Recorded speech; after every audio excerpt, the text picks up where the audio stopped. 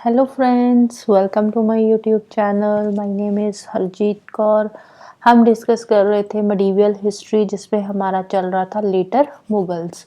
Letter Mughals के जितने भी रूलर्स हैं वो सारे हम डिस्कस कर चुके हैं। तो आज हम लेटर मुगल्स के आगे सोसाइटी के बारे में डिस्कस करेंगे, एडमिनिस्ट्रेशन के बारे में देखेंगे, वहाँ का आर्किटेक्चर, पेंटिंग्स, लिटरेचर, वो सब चीज़ें आज हम डिटेल में डिस्कस करेंगे।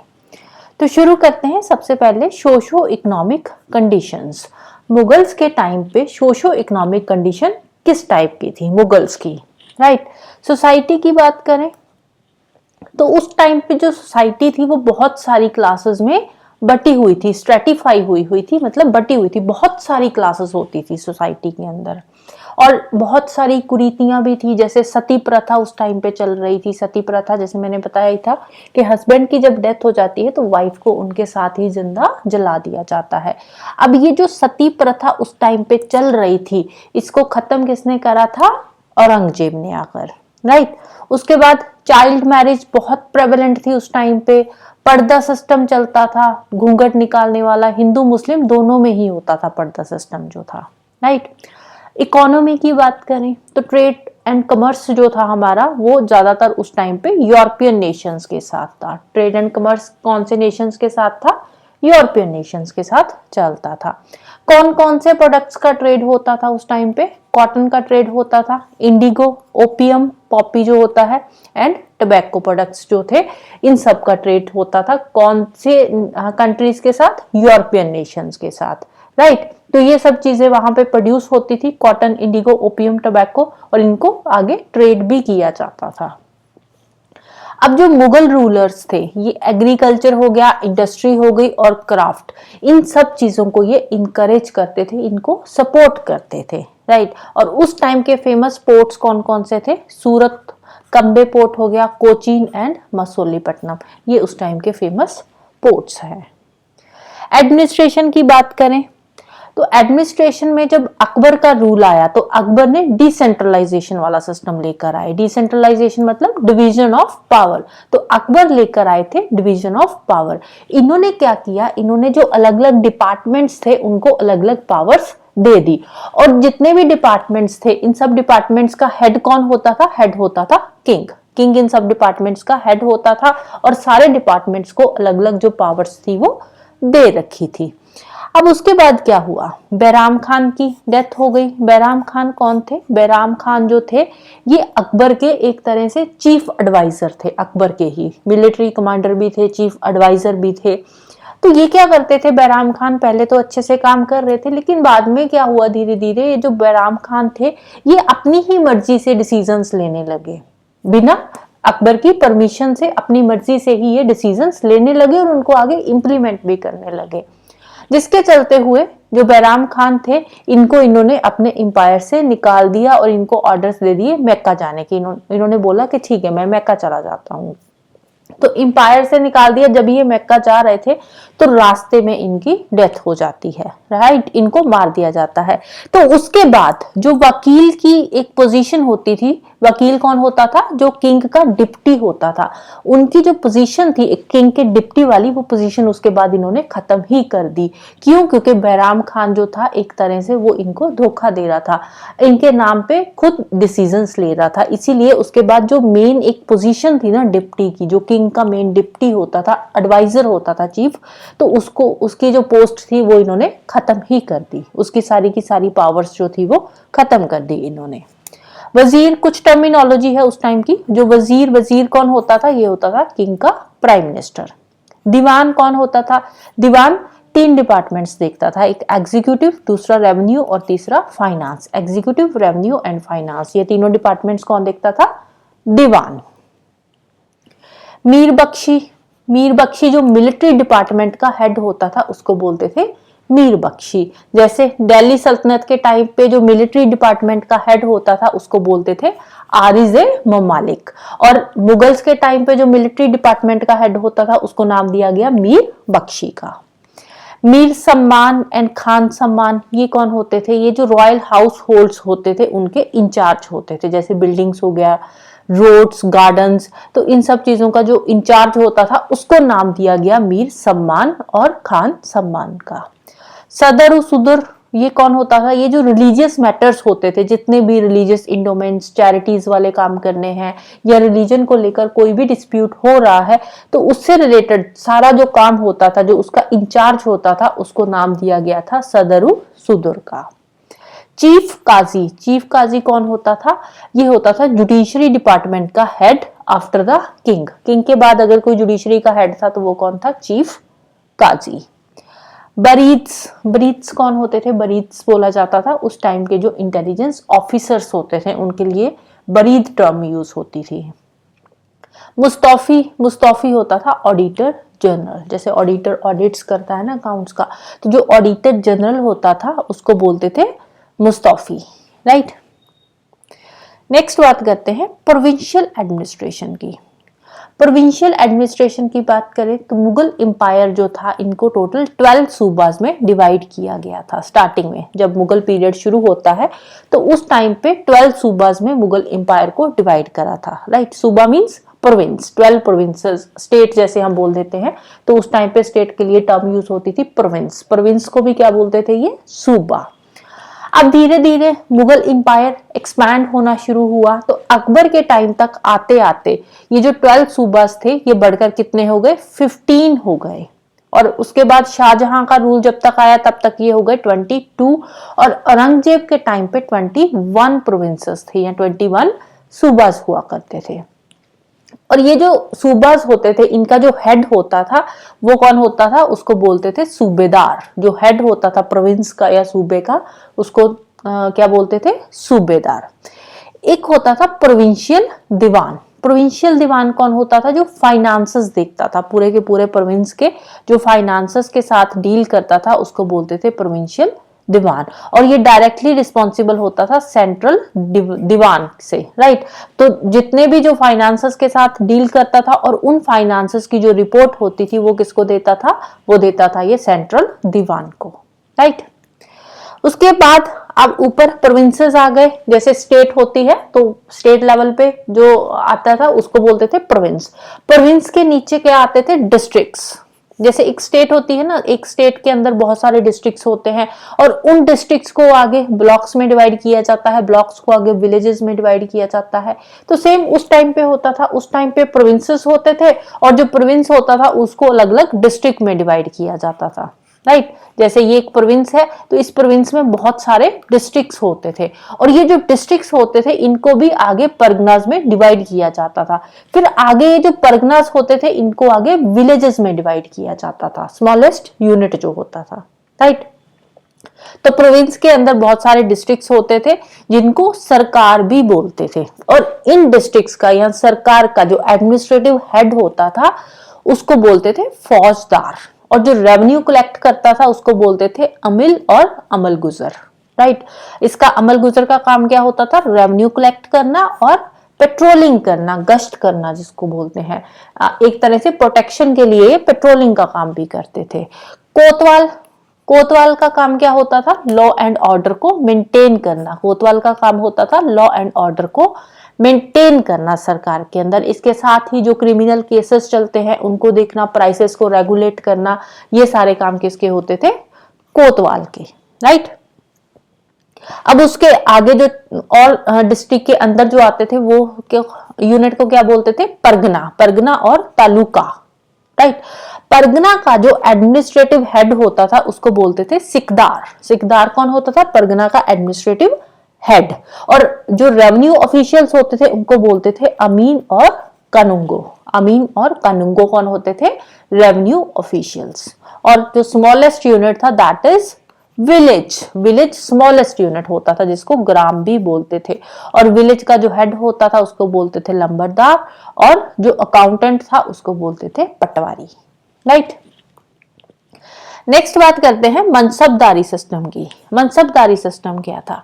मनसबदारी जो सिस्टम था, ये जो नोबल्स होते थे किंग में, जो किंगडम के अंदर, किंग के अंडर जो नोबल्स होते हैं, किंगडम के अंदर जो नोबल होते थे, पूरे के पूरे इंपायर के अंदर जो नोबल्स होते थे, उन नोबल्स की सिविल एंड मिलिट्री कैपेसिटी क्या है उसको शो करने के लिए ये मनसबदारी सिस्टम जो था ये शुरू किया गया था।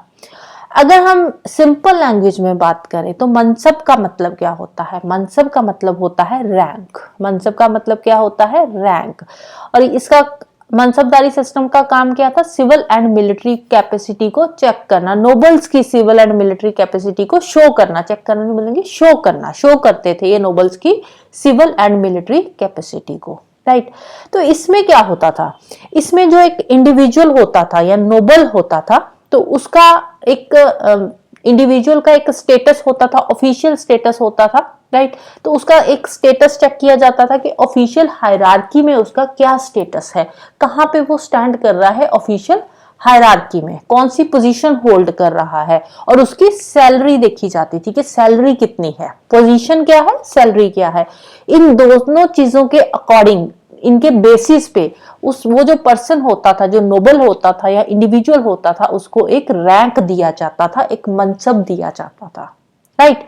अब देखो, ये जो रैंक दिया जाता था ये ट्विन रैंक होता था। ट्विन रैंक कौन सा? एक तो जात रैंक होता था, एक स्वर रैंक होता था। जात क्या इंडिकेट करती थी कि वो जो नोबल है उसका पर्सनल स्टेटस क्या है। एक तो नोबल जो इंडिविजुअल है, उस इंडिविजुअल का पर्सनल स्टेटस चेक किया जाता था। दूसरा उसका स्वर रैंक होता था। स्वर रैंक क्या होता था कि एक्चुअल नंबर ऑफ हॉर्समैन कितने हैं उसके अंडर जिनको वो मेंटेन कर रहा है, हॉर्समैन कितने हैं जिनको वो मेंटेन कर रहा है, इसके बेसिस पे उसका स्वर रैंक होता था, और उसके पर्सनल स्टेटस के बेसिस पे उसको जात रैंक दिया जाता था, राइट। तो नोबल के ट्विन रैंक होता था, राइट। नेक्स्ट हम बात करते हैं रेवेन्यू एडमिनिस्ट्रेशन की। अब जो एम्पायर था इसको डिवाइड किया गया था खलीसा, जगीर एंड इनाम में। खलीसा क्या होता था? खलीसा होती थी क्राउन लैंड, जो किंग की लैंड होती थी उसको बोलते थे खलीसा, जो किंग के अंडर आती थी लैंड, उस लैंड को नाम दिया गया था खलीसा का। जगीर्स, जगीर्स होते थे जो लैंड नोबल्स को ग्रांट करी जाती थी, जो लैंड नोबल्स को ग्रांट करी जाती थी उसको बोलते थे जगीर्स। और तीसरा आता है इनाम। इनाम क्या होता था? इनाम होता था जो लैंड किसी रिलीजियस मैन को या लर्नड मैन को दी जाती थी, उस लैंड को नाम दिया जाता था इनाम का, राइट। खलीसा जो किंग की लैंड है, जगीर जो लैंड नोबल्स को दी गई है, और इनाम जो रिलीजियस पर्सन को किसी को लैंड दी गई है वो होती थी इनाम। फिर उस टाइम पे आया था एक दशाला सिस्टम। दशाला सिस्टम किसने शुरू करा था? राजा टोडरमल ने। तो इसीलिए इसको बोलते हैं दशाला system of Raja Todarmal.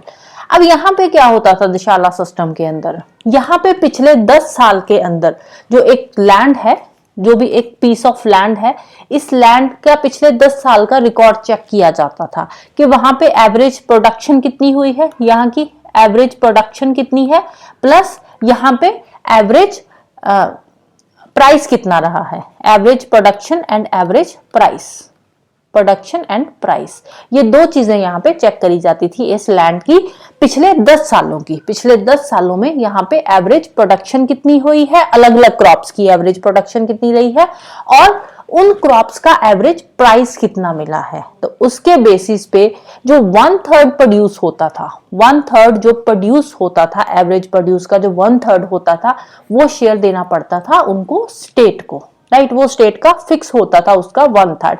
Average production कितनी है अलग अलग क्रॉप्स की, एवरेज प्राइस कितना है, तो उस सब का पिछले 10 सालों का कैलकुलेट करते थे। सपोज 10 सालों का कैलकुलेट किया, 900 रुपया आ गया, तो इसका जो 1/3 होगा, इस 900 का जो 1/3 होगा, 300 जो है, ये इनको देना पड़ता था शेयर स्टेट को, राइट। लैंड मेजरमेंट के लिए जो यूनिट यूज होता था उसको बोलते थे बिगा। लैंड मेजरमेंट का जो स्टैंडर्ड यूनिट था वो क्या था? वो था बिगा, राइट। और जब्ती सिस्टम, ये दशाला सिस्टम को ही जब्ती सिस्टम बोलते हैं। जब्ती सिस्टम मेजरमेंट पे बेस्ड होता था कि लैंड मेजरमेंट के अकॉर्डिंग जो भी प्रोडक्शन हो रही है, प्राइस हो रहा है, उसके अकॉर्डिंग ही कैलकुलेशंस करी जाती थी। लैंड असेसमेंट एंड मेजरमेंट के बेसिस पे यहाँ पे जो रेवेन्यू होता था वो डिसाइड किया जाता था। रेवेन्यू कलेक्शन के 3 मेथड्स थे, एक था राय, कंकूट एंड जप्ती। राय में क्या देखा जाता था, राय में yield per unit area, yield कितनी हुई है उसके अकॉर्डिंग रेवेन्यू कलेक्ट किया जाएगा। कंकूट में ये एस्टिमेट के बेसिस पे यहाँ पे रेवेन्यू कलेक्ट किया जाता था। जप्ती सिस्टम के अंदर क्रॉप यील्ड के बेसिस पे कि क्रॉप कितनी हो रही है, प्रोडक्शन कितनी हो रही है, उसके बेसिस पे रेवेन्यू कलेक्ट किया जाता था जप्ती सिस्टम में, राइट। नेक्स्ट आता है जगीरदारी सिस्टम। जगीरदारी सिस्टम में क्या होता था, इसमें होता था जगीर्स अपॉइंट किए जाते थे और जो जगीर्स होते थे उनको लैंड दी जाती थी in proportion to their salary. जो भी सैलरी होती थी, सैलरी की बजाय उनको क्या दिया जाता था, लैंड दे दी जाती थी, लैंड की जगीर दे दी जाती थी। जैसे जिसकी जितनी सैलरी है, अगर उतनी सैलरी के अमाउंट की उनको वो लैंड ग्रांट कर दी जाती थी, उस लैंड की जगीरदारी उनको बेसिकली दे दी जाती थी, राइट।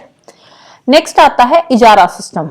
इजारा सिस्टम क्या था, इजारा सिस्टम में जो गवर्नमेंट होती थी वो मिडलमैन के साथ कॉन्ट्रैक्ट करती थी। लैंड का कॉन्ट्रैक्ट होता था मिडलमैन के साथ, जिसको बोलते थे रेवेन्यू फार्मर्स।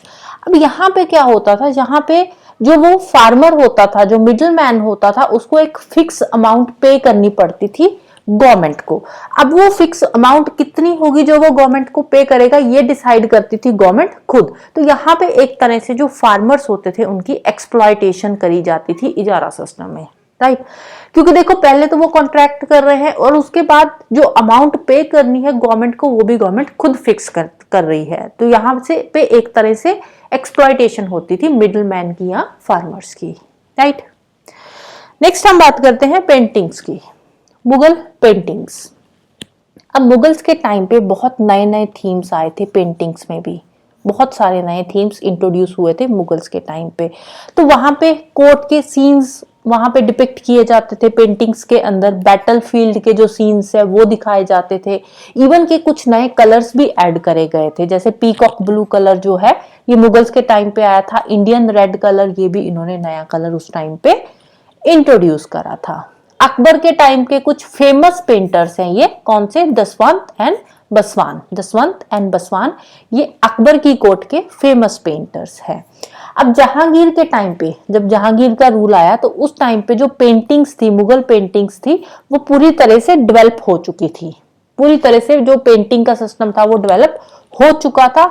जहांगीर जो थे ये खुद भी पेंटिंग्स को सपोर्ट करते थे, पेंटिंग्स को एक तरह से इनको शौक था पेंटिंग्स का। मुगल इरा की कुछ फेमस पेंटिंग्स की बात कर लेते हैं, पेंटर्स के नाम देख लेते हैं। जैसे हुमायूं है तो यहाँ के मीर सैयद अली हो गए, अब्दुस सम्माद, अकबर अब्दुस सम्माद, फारूक बेग, खुसरो कुली, जमशेद, बसवान, दसवान, ये उस टाइम के कुछ फेमस पेंटर्स है। और इनकी जो पेंटिंग्स होती थी वो पर्शियन स्टाइल की होती थी, तो इन्होंने पेंटिंग्स में पर्शियन स्टाइल इंट्रोड्यूस करा था। जो दसवान था उन्होंने रजमा नामा इलस्ट्रेट करा था अपनी पेंटिंग्स, जो इन्होंने बनाई थी दसवान ने, तो उन्होंने अपनी पेंटिंग्स में रजमा नामा इंट्रोड्यूस करा था, उनको शो करा था, डिपिक्ट करा था अपनी पेंटिंग्स के अंदर। रजमा नामा क्या है, ये पर्शियन महाभारत है, जो पर्शियन महाभारत है उसके सीन्स इन्होंने अपनी पेंटिंग्स में इलस्ट्रेट करे थे, पेंटिंग्स उस टाइप की बनाई गई थी। अकबर नामा की पेंटिंग्स है इनकी। जहांगीर के टाइम के कुछ है पेंटर्स, बिशन दास, अब्दुल हसन, उस्ताद मंसूर, जो कि एनिमल पेंटिंग्स से रिलेटेड थे। तो जहांगीर के टाइम की जो पेंटिंग्स थी ये पूरी तरह से डेवलप हो चुकी थी। और जो हेलो है, हेलो का जो साइन होता है ना, साइन तो नहीं बोलेंगे, हेलो क्या होता है, हेलो होता है कि जैसे किसी भी रिलीजियस हम किसी पर्सन की पेंटिंग बनाते हैं तो वो जो पेंटिंग बनाई जाती है उनका जो हेड होता है उसके पीछे एक डिवाइन लाइट शो करी जाती है, ऐसे सर्कल सा शो होता है। जैसे कोई भी पेंटिंग है तो आगे जो भी रिलीजियस पर्सन है उसका ये हेड होगा, तो हेड के पीछे एक डिवाइन लाइट शो करी जाती है। ये जो लाइट पीछे शो होती है इसको बोलते हैं हेलो, राइट। तो ये हेलो वाला जो कॉन्सेप्ट था ये इसी टाइम पे ही स्टार्ट हुआ था, हेलो का कॉन्सेप्ट, राइट। नेक्स्ट आर्किटेक्चर की बात करते हैं। उस टाइम के जो फेमस बिल्डिंग्स है, मॉस्क हो गए, टेम्पल्स हो गए, या जो भी इन्होंने उस टाइम पे चीजें बनाई है तो उसके बारे में हम देखते हैं। बाबर के टाइम की है मॉस्क ऑफ काबुलीगढ़, पानीपत के अंदर है मॉस्क ऑफ काबुलीगढ़, ये बाबर की बनाई हुई है। और संभाल के अंदर भी है एक मॉस्क, रोहिलखंड संभाल जो है रोहिलखंड के अंदर, वहां पे भी एक मॉस्क बाबर ने बनाई है। हुमायूं सिटी ऑफ दीनपना, ये हुमायूं के टाइम की है। जमाली मॉस्क हो गया, मॉस्क ऑफ ईसा खान दिल्ली में जो है ये हुमायूं की है। हाजी बेगम कौन थी? हाजी बेगम हुमायूं की वाइफ थी, जिनकी इन्होंने मेमोरी में बनाई थी हुमायूं टॉम्ब ये हुमायूं ने बनाई थी अपनी वाइफ हाजी बेगम की मेमोरी में। अकबर के टाइम की कुछ फेमस आर्किटेक्चर बिल्डिंग्स देख लेते हैं, जैसे आगरा फोर्ट, जहांगीरी महल आगरा फोर्ट पे ही है, और इसका जो डिजाइन है ये मनमंदिर बेस्ड है। मनमंदिर एक मंदिर जैसा जो है आर्किटेक्चर, उस टाइप का ये डिजाइन बनाया हुआ है। Lahore palace, Allahabad fort, temple of Govind देवा एट वृंदावन, ये भी अकबर का ही है। फतेहपुर सीकरी में इन्होंने बहुत सारी बिल्डिंग्स बनाई है, जिसमें पंचमहल आ जाता है। जो पंचमहल है ये बुद्धिस्ट बिहारा बेस्ड है। दीवाने खास इन्होंने बनाया है। जोधा बाई पैलेस, ये भी अकबर का ही है। दीवाने आम, बुलंद दरवाजा, ये दोनों ईरानियन स्टाइल के हैं। इसके अलावा इन्होंने अपनी एक टॉम्ब भी बनाई थी, कहां पे? सिकंदरा के अंदर। सिकंदरा में इन्होंने अपनी एक टॉम्ब भी बनवाई थी अकबर ने, जिसको आगे जाकर फिर जहांगीर ने कंप्लीट किया था। जहांगीर का जो पेंटिंग स्टाइल आर्किटेक्चर स्टाइल था वो था इंडो पर्शियन स्टाइल। जहांगीर का जो आर्किटेक्चर स्टाइल था वो कौन सा था? Indo Persian style. तो इन्होंने लाहौर में बनाई थी मोती मस्जिद। इसके अलावा शादरा में इन्होंने अपना मौसोलियम भी बनाया था। मौसोलियम एक बहुत बड़ी टॉम्ब होती है। नूरजहां ने इत्मादुद्दौला मार्बल टॉम्ब बनवाई थी, कहां पे? आगरा के अंदर, इन पित्राद्यूरा टेक्निक की। इत्मादुद्दौला कौन थे? ये नूरजहां के फादर थे। शाहजहां ने आगरा में बहुत सारी बिल्डिंग्स बनवाई थी, जैसे ताजमहल इन्होंने बनवाया, मोती की मस्जिद, खन्नास महल, शीश महल, मुसम्मन बुर्ज, जस्मीन पैलेस, जहां पे इन्होंने अपने कुछ साल लास्ट के जो कुछ साल थे वो स्पेंड करे थे। दिल्ली में जामा मस्जिद बनवाई। रेड फोर्ट के अंदर इन्होंने दीवाने खास और रंग महल बनवाया था। इसके अलावा लाहौर में शालीमार बाग है इनका। City of Shahjahanabad, red fort, Takht-o Taus, peacock throne जो है वो भी शाहजहां ने बनाया था। पीकॉक थ्रोन किसने बनाया था? शाहजहां ने। इसको पीस थ्रोन भी बोलते हैं। यहाँ पे डांसिंग पीकॉक है, ये जो थ्रोन है इसके पीछे जो डिपिक्ट किए गए हैं वो क्या है? Dancing peacocks. तो इसको पीकॉक थ्रोन भी बोलते हैं, राइट। पीकॉक थ्रोन इन्होंने बनाया था शाहजहां ने। लाहौर फाइज औरंगजेब के टाइम की है। दिल्ली में मोती मस्जिद, बीबी का मकबरा, जो इनकी वाइफ की टॉम्ब है राबिया उदौना की, उसका नाम क्या है? बीबी का मकबरा। किसकी है? औरंगजेब की है। कहां पे बनाई है? औरंगाबाद में। बादशाही मॉस्क इन्होंने बनवाई थी लाहौर में। तो ये उस टाइम के कुछ आर्किटेक्चर है, बहुत ज्यादा रट्टा लगाने की जरूरत नहीं है। लिटरेचर एक बार पढ़ने टाइप है, बहुत ज्यादा ऐसे रट्टा लगाने की जरूरत नहीं है। लिटरेचर में भी उस टाइम के स्कॉलर्स हैं, उनके कुछ वर्क्स दे रखे हैं। इसमें जो इम्पोर्टेंट है, जैसे कि अकबरनामा हो गया, हुमायूंनामा हो गया, ताजुके बाबरी, ये इंपॉर्टेंट चीजें याद करने की जरूरत है। सबको रट्टा लगाने की जरूरत नहीं है। बाबर, ताजुके बाबरी तुर्की में इन्होंने ये लिखी थी। गुलबदन बेगम, ये हुमायूंनामा इन्होंने लिखा था गुलबदन बेगम ने। खान अब्दुल रहमान, इन्होंने जो ताजुके बाबरी थी इसको ट्रांसलेट करा था तुर्की से पर्शियन में, अकबर के रेंज में, जब अकबर का रूल चल रहा था उस टाइम पे। अब्बू फैजल की क्या है? एन ए अकबरी एंड अकबरनामा, ये इंपॉर्टेंट है। एन ए अकबरी एंड अकबरनामा। हुमायूंनामा भी इंपॉर्टेंट है। ताजुके बाबरी अगेन इंपॉर्टेंट है। अब्दुल कादिर, इन्होंने लिखी थी बुदौनी किताबुल हसीद, तारीखे अल्फी, मंतखाब ए तवारिख। तो ये किसकी है? अब्दुल कादरी की है। ख्वाजा निजामुद्दीन, तख्ते अकबरी है इसकी। जहांगीर की तजुके जहांगीरी, ये पर्शियन में थी, अगेन इंपॉर्टेंट है। हमीद क्या है? पादशाह नामा। खाफी खान की है मुंतखाब लुबाब, ये किसकी है? खाफी खान की है। और दारा सिखो जो थे, दारा सिखो इंपॉर्टेंट है ये भी। दारा सिखो जो थे इन्होंने उपनिषद एंड भगवत गीता को ट्रांसलेट करा था। पहले ये ओरिजिनली जो उपनिषद एंड भगवत गीता थी ये कौन सी लैंग्वेज में थी? ये थी संस्कृत में। कौन सी लैंग्वेज में थी? संस्कृत में थी। तो इन्होंने इसको संस्कृत से पर्शियन में ट्रांसलेट करा था, राइट। पर्शियन में इन्होंने ट्रांसलेट करा था संस्कृत से, किसको? उपनिषद एंड भगवत गीता को। सफीनात उल औलिया एंड हसरत उल अरीफीन, ये भी दारा शेखों की ही है। मिर्जा मोहम्मद कुजीम, इन्होंने लिखी थी आलमगीर नामा। ईश्वरदास फुतातु आलमगीरी है इसकी। मोहम्मद साली की कौन सी है? शाहजहां नामा। शाहजहां नामा थोड़ा सा इंपॉर्टेंट है, ध्यान में रख लेना, right. So that's all for today. Hope you like this video. Thank you. Bye bye and have a nice day.